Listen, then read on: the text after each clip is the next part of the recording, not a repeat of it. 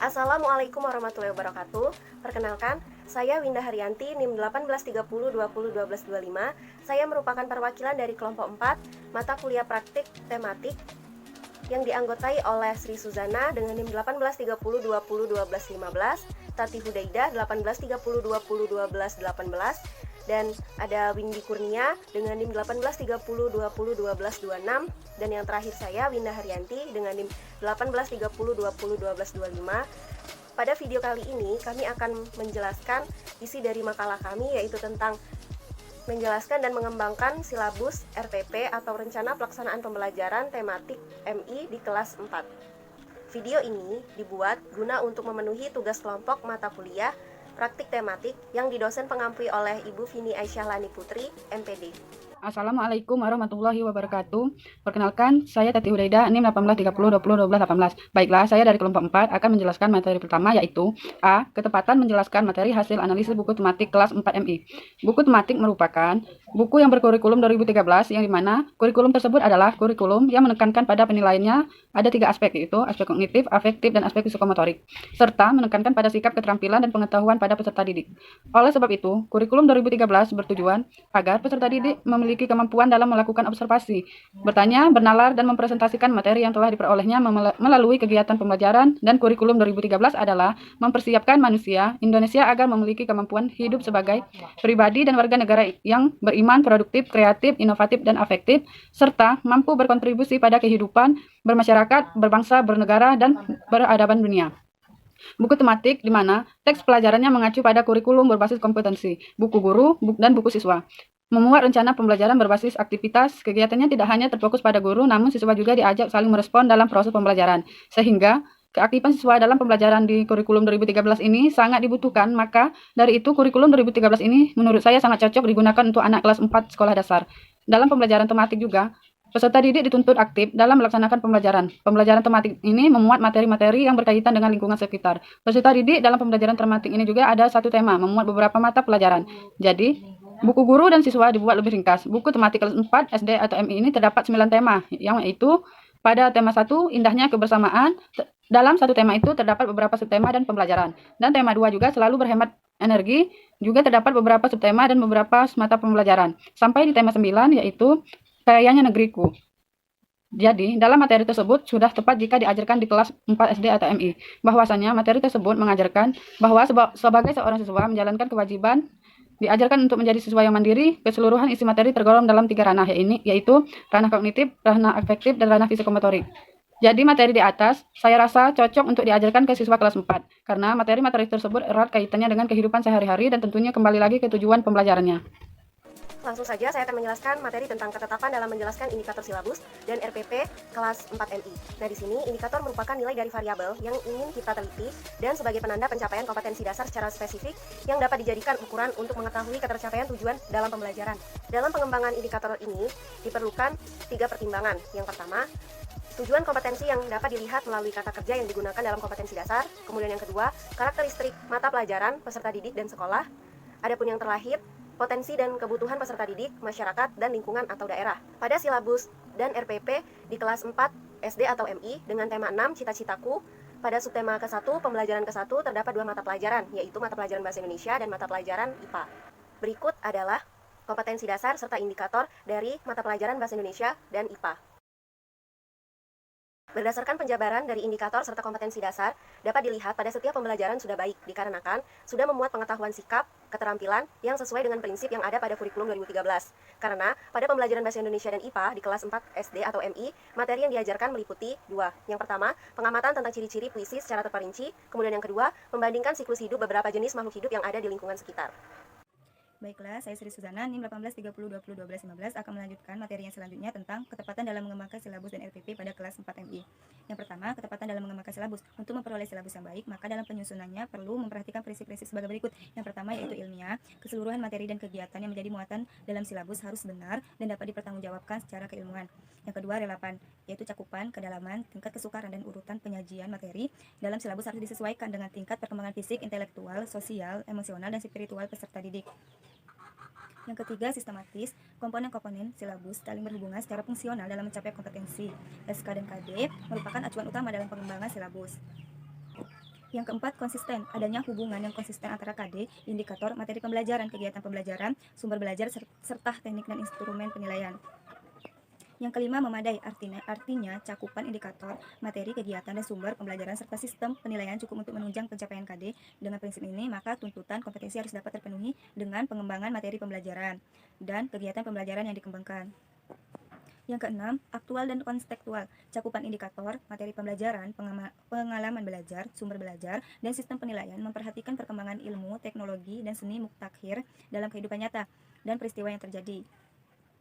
Yang ketujuh, fleksibel. Keseluruhan komponen silabus dapat mengakomodasi keragaman peserta didik, serta dinamika perubahan yang terjadi di sekolah dan kebutuhan masyarakat.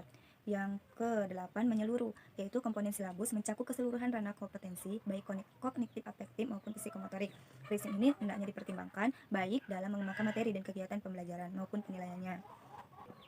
Adapun langkah-langkah dalam pengembangan silabus yaitu sebagai berikut. Yang pertama, menentukan identitas silabus. Nah, identitas silabus terdiri dari nama sekolah, mata pelajaran, kelas, dan semester. Penentuan identitas seperti ini memberikan informasi kepada guru tentang hal-hal yang berkaitan dengan penggunaan silabus, misalnya tentang karakteristik peserta didik, kemampuan awal dan kemampuan persyarat yang harus dimiliki siswa, dan lain sebagainya. Yang kedua, mengkaji standar kompetensi dan kompetensi dasar.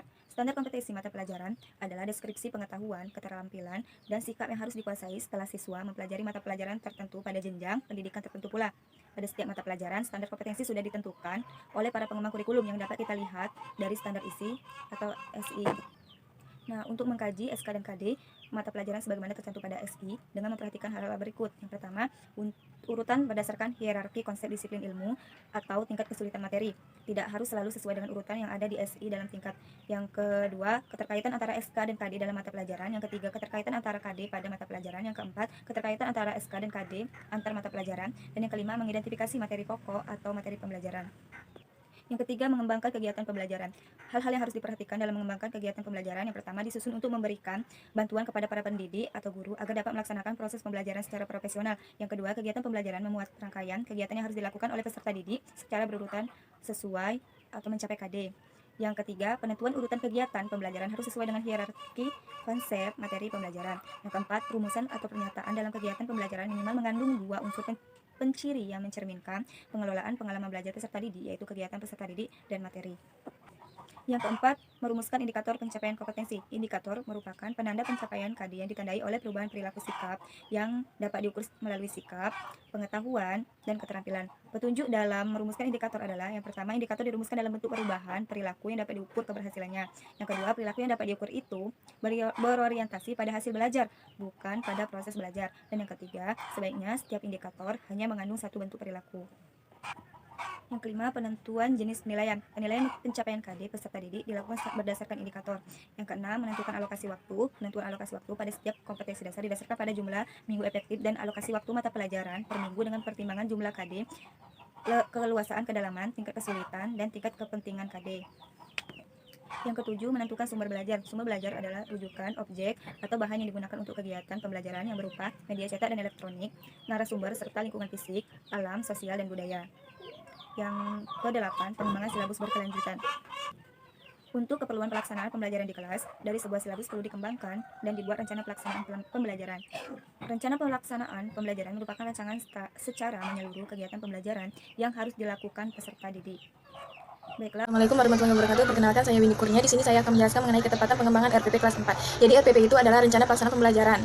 Adalah kegiatan pembelajaran tatap muka untuk satu pertemuan atau lebih. Jadi RPP itu dikembangkan dari silabus untuk mengarahkan kegiatan pembelajaran peserta didik dalam upaya mencapai kompetensi dasar. Di mana guru harus mengisi dengan sedikitnya 13 komponen dalam RPP. Namun, kini komponen yang panjang tersebut hanya menjadi 3 komponen utama yang dimuat dalam RPP 1 lembar. Jadi hal penting dalam RPP itu bukan tentang penulisannya, melainkan tentang proses refleksi guru terhadap pembelajaran yang terjadi. Namun refleksi yang dimaksud ini ialah apakah hal yang ingin disampaikan kepada siswa sudah tersampaikan dengan baik atau belum. Dalam makalah kami yaitu rencana pelaksanaan pembelajaran metode daring sesuai dengan kondisi yang ada pada kondisi saat ini. Jadi dalam makalah kami itu ada rencana pelaksanaan pembelajaran metode daring sesuai dengan edaran nomor 14 tahun 2019. Jadi di dalam RPP 1 lembar ini terdapat 3 komponen yaitu tujuan pembelajaran. Jadi tujuan pembelajaran ini adalah perilaku atau hasil belajar yang diharapkan terjadi atau dimiliki atau dikuasai oleh peserta didik setelah mengikuti kegiatan pembelajaran. Yang kedua yaitu kegiatan pembelajaran, tahap-tahapan yang terdiri dari kegiatan awal, kegiatan inti, dan kegiatan penutup. Yang ketiga adalah asesmen atau penilaian. Jadi pada makalah kami yaitu kami mengambil ketepatan pengembangan RPP kelas 4, yaitu pada tema 3 peduli terhadap makhluk hidup, subtema 1 hewan dan tumbuhan di lingkungan rumahku, pembelajaran pertama. Mata pelajaran yang dimuat yaitu ada 3, bahasa Indonesia, IPA, dan IPS. Tujuan pembelajaran. Nah, tujuan pembelajaran ini ada 4, yaitu yang ke-1 melalui bimbingan dari media daring, siswa mampu membuat daftar pertanyaan untuk persiapan wawancara dengan tepat. Jadi di sini sesuai dengan judul RPP-nya yaitu metode daring. Yang kedua, melalui bimbingan guru dan media daring, siswa dapat membuat pertanyaan tertulis dengan menggunakan kosakata baku dan kalimat efektif untuk persiapan wawancara dengan benar. Pada kegiatan pembelajaran yaitu kegiatan pendahuluan. Di sini kegiatan pendahuluan alokasi waktunya 15 menit. Yang pertama yaitu dengan menggunakan aplikasi WhatsApp, Zoom, dan Google Meet atau aplikasi daring lainnya. Yang kedua, guru memberikan gambaran tentang manfaat mempelajari motivasi yang akan dipelajari dalam kehidupan sehari-hari. Terus kegiatan inti. Jadi kegiatan inti ini adalah terdiri dari membaca, berdiskusi, mengamati, dan berlatih. Di mana membaca itu masuk ke dalam kegiatan bahasa Indonesia. Sebagai kegiatan pembuka, guru memperlihatkan serumpun padi kepada siswa. Siswa diminta untuk memilih jenis tanaman yang sering mereka konsumsi dalam keseharian. Yang ketiga, siswa diminta untuk membuat pertanyaan sebanyak mungkin tentang tumbuhan pilihan mereka. Jadi sesuai dengan temanya yaitu peduli terhadap lingkungan makhluk hidup. Subtemanya itu hewan dan tumbuhan. Jadi di sini mengangkat tentang jenis tanaman yang ada di lingkungan sekitar. Yang kedua, yang B yaitu berdiskusi, di mana untuk siswa kelas 4 sudah bisa diajak berdiskusi, sudah memahami. Jadi siswa diminta untuk menuliskan 3 tahapan pertumbuhan padi pada diagram yang tersedia yang dilakukan secara berdiskusi. Jadi kegiatan berdiskusi ini untuk melatih kekompakan sejak dini pada siswa.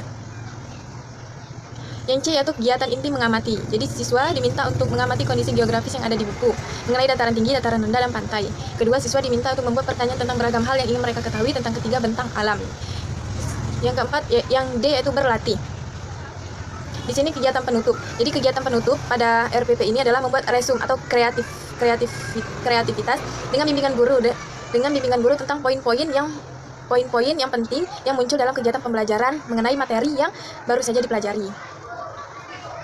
Yang ketiga yaitu asesmen atau penilaian. Jadi penilaiannya itu meliputi penilaian sikap, penilaian pengetahuan, dan penilaian keterampilan.